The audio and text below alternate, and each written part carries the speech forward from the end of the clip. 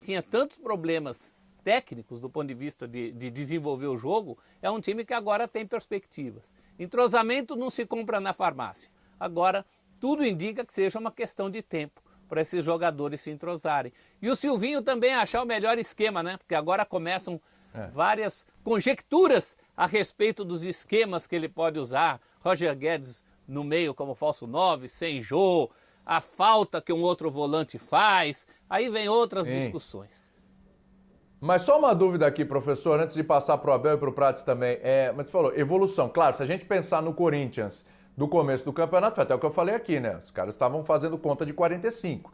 A perspectiva mudou, os caras estão pensando em Libertadores. O Corinthians está ali na briga, efetivamente.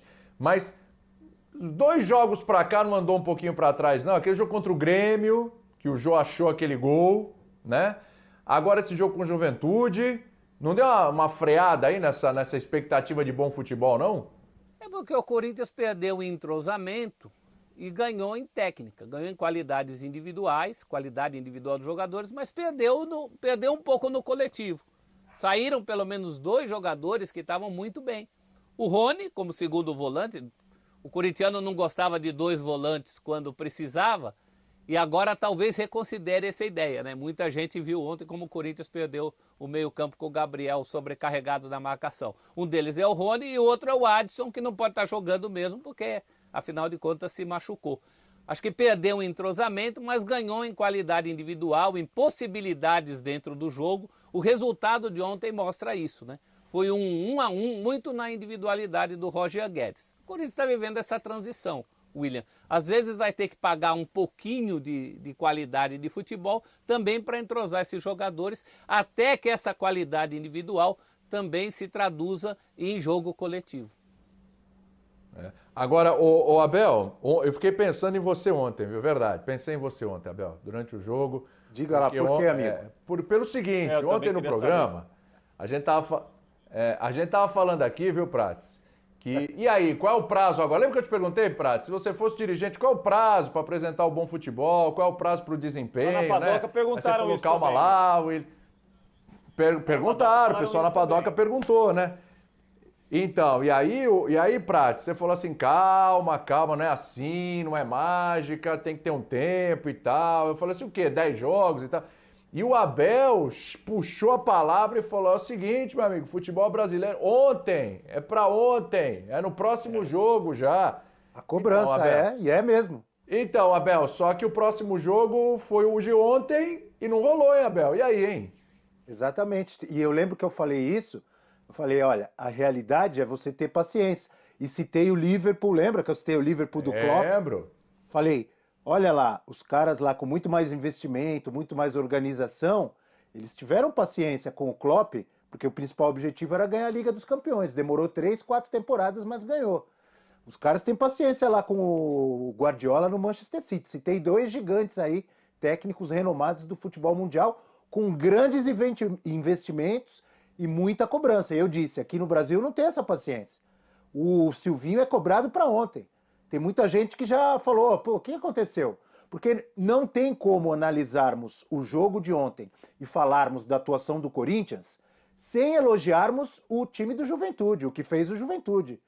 Né? No primeiro tempo, até antes mesmo de o Juventude fazer o 1-0, não é que foi um 1-0 assim, foi um acidente, o Juventude foi lá, criou, não estava fazendo nada, criou uma grande jogada, a bola foi na direita, o Paulo Henrique cruzou e o Ricardo Bueno cabeceou, fez 1-0 num acidente. Não, o Juventude já dominava o jogo, com o Wagner jogando muito bem, o Guilherme Castilho, o Paulo Henrique que vocês citaram, uma troca de passes e o Corinthians não conseguia jogar, e uma boa parte ali no primeiro tempo parecia que estava assistindo ao Juventude sufocado.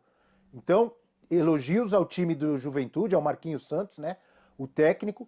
E o que aconteceu com o Corinthians? É o que a gente falava ontem. Por que tem que ter paciência? Porque é um monte de jogador chegando, jogadores que ainda não estão no auge de sua forma física, tem que dar um tempo para o Silvinho trabalhar e entrosar esse time. Tem que ter o que normalmente não existe no futebol brasileiro, paciência.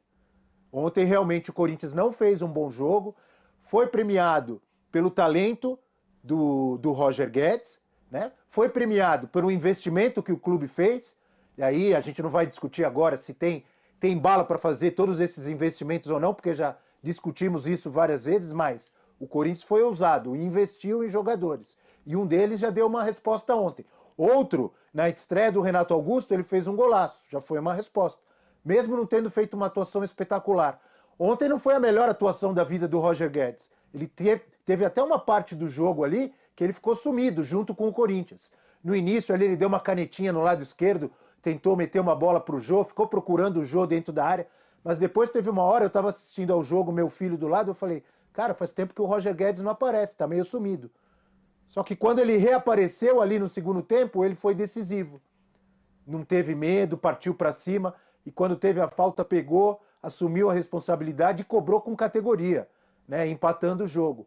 Então, o resumo é isso. Eu acho que a outra pergunta que apareceu ali, é preocupante ou é acidente de percurso?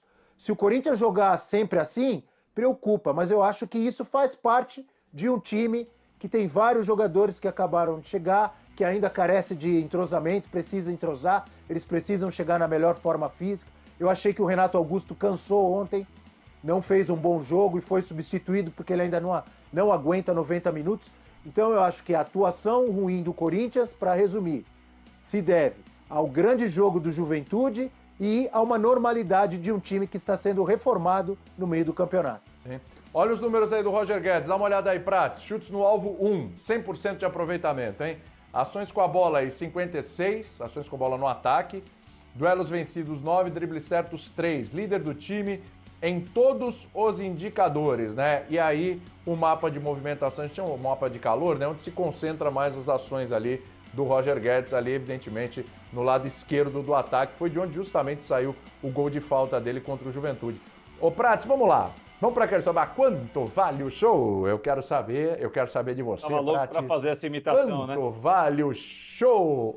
Tava demorando, né? Ainda não tinha feito. Vamos lá. Quanto vale o show do Roger Guedes? Qual a nota para ele, Prates?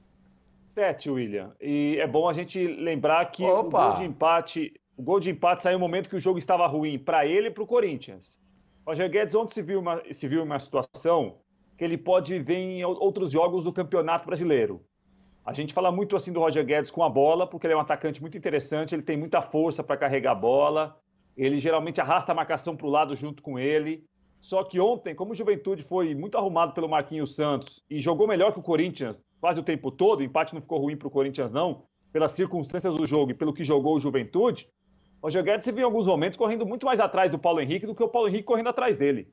O lateral do Juventude começou a sair ali pelo lado, que o Wagner saía da direita para o meio. O Wagner, ao jogar mais pelo meio, ele dava um corredor para o Paulo Henrique atacar. Se o Roger Guedes não acompanhasse o lateral do Juventude, o Paulo Henrique era o ponta toda hora para correr por ali. O gol sai por ali numa troca de passes Wagner e Paulo Henrique. Então, assim, o lateral do Juventude jogou muito bem, porque ele não apenas marcou o Roger Guedes, como ele fez o Roger Guedes marcá-lo também. E isso é uma situação que o Roger Guedes vai viver em alguns jogos do Corinthians, que a gente imagina, William, o Corinthians com esses jogadores que chegaram, um time que tem qualidade com a bola, jogadores que passam bem, jogadores que chutam bem, jogadores que têm habilidade para jogar. Agora, e quando o time não tiver a bola? Isso vai acontecer também. Vai ter jogo, o Corinthians vai ter menos a bola. Ontem o Juventude ficou com a bola durante grande parte do jogo. Né? Então, e aí vai ser um desafio para o Silvinho, para esses jogadores. Ontem o Renato Augusto e o Juliano queriam correr para marcar lá na frente, o Juventude jogava nas costas os dois. Né? Então, assim, isso vai acontecer. Porque você tem jogadores muito bons que vão resolver jogos, como o Roger Guedes arrancou, tirou ontem da cartola o gol de empate, mas em alguns momentos vai ter dificuldade, porque esses jogadores vão ter de marcar. Os jogadores serão obrigados a correr atrás dos outros também, e não apenas os outros correrem atrás dele. Mas 7, pelo conjunto da obra, pelo gol que ele fez no momento difícil, 7 para o Roger Guedes ontem, viu, apresentador? Muito bem.